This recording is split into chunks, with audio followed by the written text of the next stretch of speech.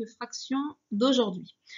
Pour commencer, on corrige les problèmes de mardi dernier et ensuite on pourra voir quels sont les nouveaux problèmes à faire.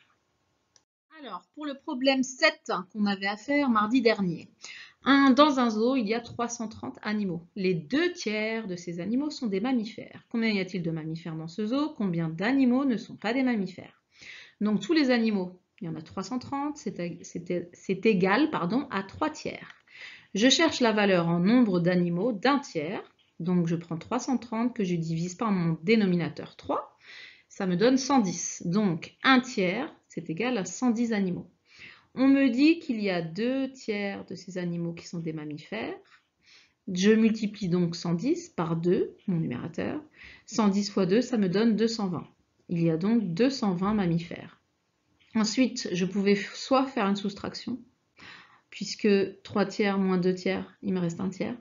Ou alors, j'avais déjà trouvé la solution dans mon premier calcul, puisque j'avais cherché quelle était la valeur d'un tiers. Donc, il y a 330 animaux, j'ai 220 mammifères, 330 moins 220, il me reste 110 animaux qui ne sont pas des mammifères, puisque 2/3 égale 220 et le tiers restant égale 110. On arrive bien à nos 330 animaux en tout.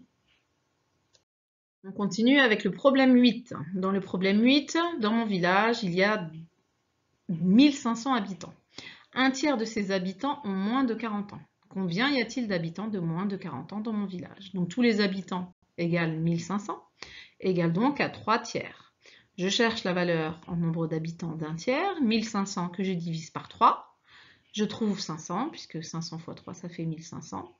On m'a dit qu'il y avait 1/3 des habitants qui avaient moins de 40 ans, donc j'ai terminé. Mon problème là, c'était beaucoup plus rapide. 1/3 a moins de 40 ans, donc 500 habitants ont moins de 40 ans. Du coup, maintenant, on passe au problème de ce lundi 18. Donc, vous voyez qu'il vous reste le problème 9 et le problème 10 sur la fiche. On va faire ces deux-là aujourd'hui. Problème 9. Attention, ils sont un petit peu plus compliqués que ceux qu'on a fait jusqu'à maintenant. Là, il y a plusieurs étapes, donc il faut bien suivre les étapes dans l'ordre pour y arriver. Dans le problème 9, on a Marc qui a 220 € dans son porte-monnaie. D'accord? On nous dit qu'il utilise 2/10 de ces 220 € pour acheter un cadeau à son copain Totor. Donc, le cadeau coûte 2/10 de 220 €. D'abord, je vais faire exactement comme d'habitude. Je vais chercher la valeur d'un dixième que je multiplierai par 2 puisque le cadeau coûte 2/10. Ok? Ensuite, on nous demande de chercher combien il lui reste d'argent dans son porte-monnaie. Ça aussi, je sais faire.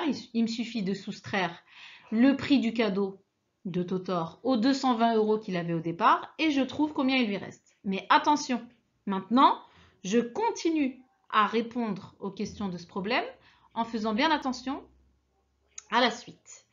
Il a ensuite acheté un joli bouquet de fleurs pour la fête des mères qui lui a coûté le quart de ce qui lui restait. Donc, je pars du reste et je sais que le bouquet de fleurs coûte un quart de ce restant. D'accord? Donc, je prends mon restant que je vais diviser par 4 puisque c'est mon nouveau dénominateur. OK? Et quand j'ai trouvé ça, je peux trouver combien il lui reste dans son porte-monnaie.